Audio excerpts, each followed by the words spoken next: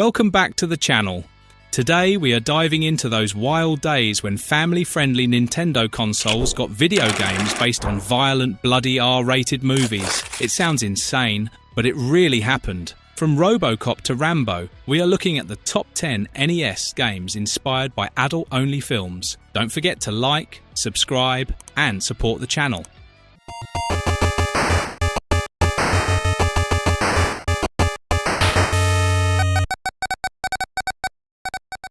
RoboCop. RoboCop on NES takes the brutal sci-fi action movie about a murdered cop turned cyborg and turns it into a 2D side-scrolling shooter. The premise is simple. Players blast criminals, save civilians, and fight bosses pulled from the film. Fans liked that RoboCop actually looks like RoboCop.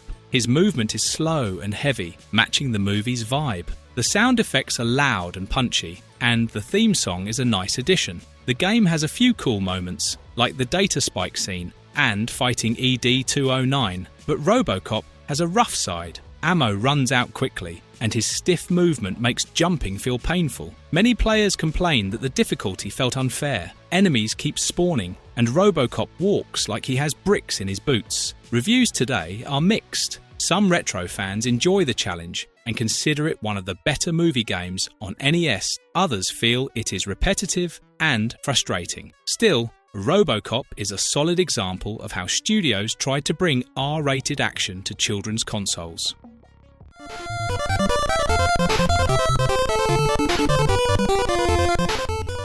Rambo. Rambo for NES turns the violent Vietnam-themed film into an action RPG with both overhead and side-scrolling levels. Players take control of John Rambo as he creeps through jungles, sneaks into enemy bases, and fights soldiers with knives, guns, and even bare hands. The idea of leveling up was unusual for a movie game in the 80s, and some players enjoyed gaining experience points by defeating enemies and talking to characters. The soundtrack stays loud and intense, which fits the theme of non-stop battles. There are even moments where you can use different weapons depending on what you find. Rambo sounds exciting, but the execution was messy. The map design is confusing, and many players wandered in circles for hours. Some enemies spawn right on top of you, making it easy to lose health before you even react. The knife attack is tiny, so enemies have to basically bump into you before they take damage. Reviews are mostly negative, and many players complained that the game felt boring and repetitive. The visuals are plain, and the story is hard to follow because of strange dialogue. Still, the game has a tiny cult following. Some retro fans enjoy its odd charm, the RPG leveling, and how it tried to be more than a simple shooter, even if it struggled to pull it off.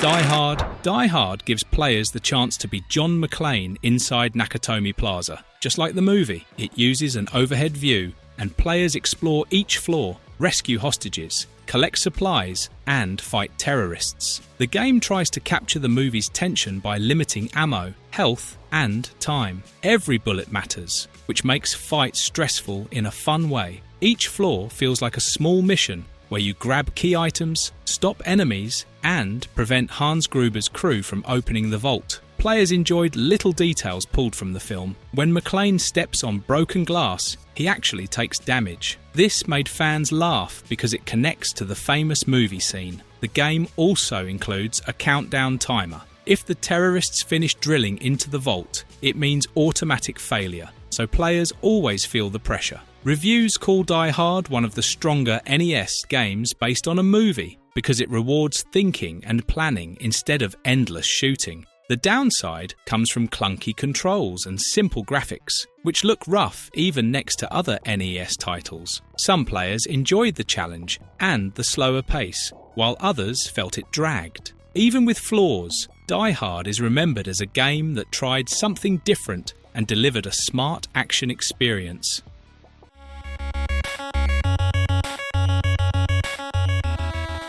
Platoon. Platoon on NES is based on the intense Vietnam War movie, and the game tries to capture the chaos of jungle combat. It blends side-scrolling shooting with first-person tunnel sections, which was unusual for its time. Players move through thick forests, dodge booby traps, and attack soldiers hiding in trees and bunkers. The soundtrack is dark and heavy, and the explosions look impressive for an NES game. Some missions feel tense and exciting, especially when enemies pop out of nowhere and you only have seconds to react. The game looks promising at first, but the difficulty turns many players away. Traps are hidden everywhere and can drain your health instantly. The first-person maze sections are confusing, and it is easy to get lost while enemies shoot from angles you cannot see. Critics said Platoon had good music and graphics, but was frustrating to play. Many kids in the 80s rented it, tried for 10 minutes, and returned it to the store. Even today, players mention how unfair it feels. Still, a few retro collectors respect Platoon for being different. It tried multiple gameplay styles and aimed for a dramatic tone. The game has rough edges, but it remains a bold experiment from the NES era.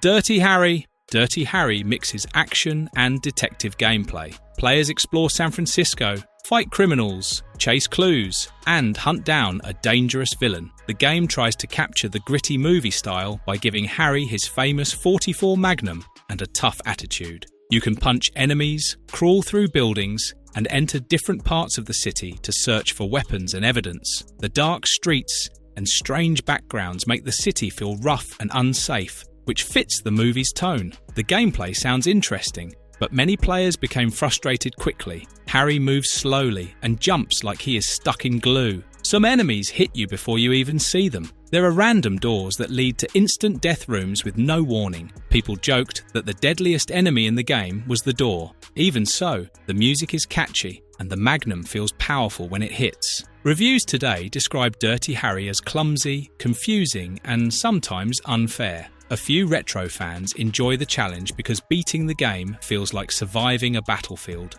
Others play it for laughs.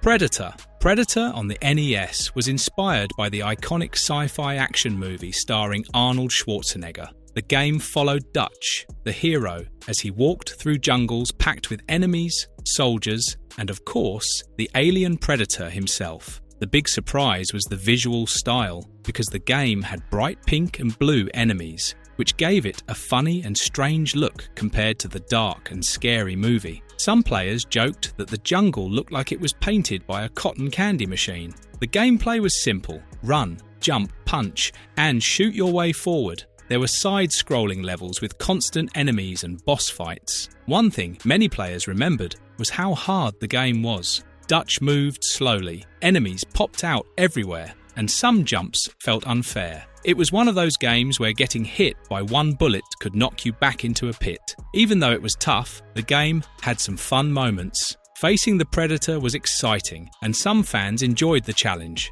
Others felt the controls were stiff and the difficulty was too high. The movie was intense and realistic, while the NES game looked playful and colourful. It became a cult favourite, mostly because of how different it looked from the movie.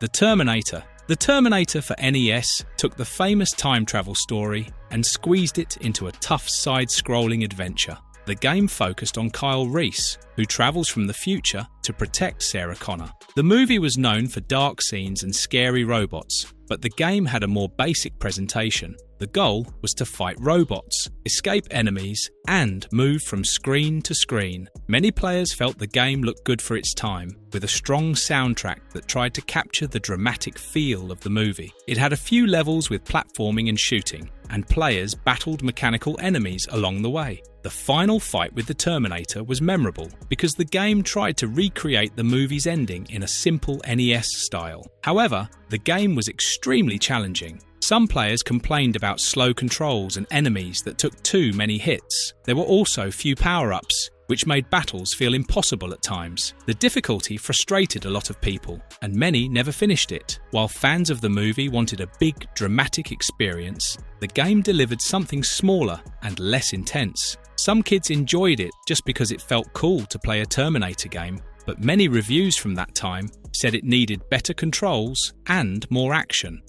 Total Recall. Total Recall on NES was based on the famous sci-fi movie starring Arnold Schwarzenegger. filled with strange alien worlds, action scenes, and wild twists. The NES version tried to follow the movie's story, and players controlled Douglas Quaid as he ran through city streets, factories, and even Martian landscapes. The game tried to include memorable moments from the film, and some cutscenes showed scenes from the movie. People who played it back then noticed something funny right away. In the first level, random pink muggers popped out of the street and punched the player. Many fans laughed because those characters did not appear in the movie at all. The game mixed serious scenes with strange enemies and awkward jumps, making the whole experience feel odd. The game was also known for difficult platforming and confusing level design. Some players got lost or stuck in loops. The bosses were tough and sometimes surprising, but the game had bright graphics, some cool music, and a few action-packed fights that kept players pushing forward. Over the years,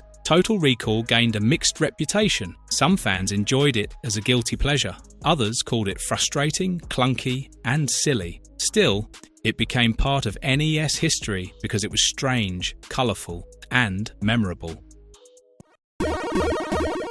Lethal Weapon. Lethal Weapon on the NES turned the famous buddy cop movie series into a fast 2D action game. Players switched between Riggs and Murtaugh, the two main characters from the film, and chased criminals through factories, alleys, and hideouts. The game tried to feel like an action movie, with explosions, enemy gunmen, and platforming challenges. A fun part of the game was the character choice. Riggs was faster and could move quickly, while Murtaugh was stronger and could take more damage. This gave players a reason to switch characters depending on the mission. The controls made running and shooting simple, and most stages felt action-packed. Some players liked the movement, the music, and the explosions. Others felt the game was very hard, especially when enemies crowded the screen. Ammunition ran out quickly, and getting hit sent the player backwards, which was annoying during jumps. Still, the game offered a lot of missions, bosses, and secrets to find. Many reviews at the time said it was one of the better movie games on NES. Players agreed that it was challenging, but also fun once you learned enemy patterns. It was not perfect, but it delivered a fast action experience, which fit the Lethal Weapon name. Fans of the movies enjoyed controlling the famous duo in a classic side-scrolling adventure.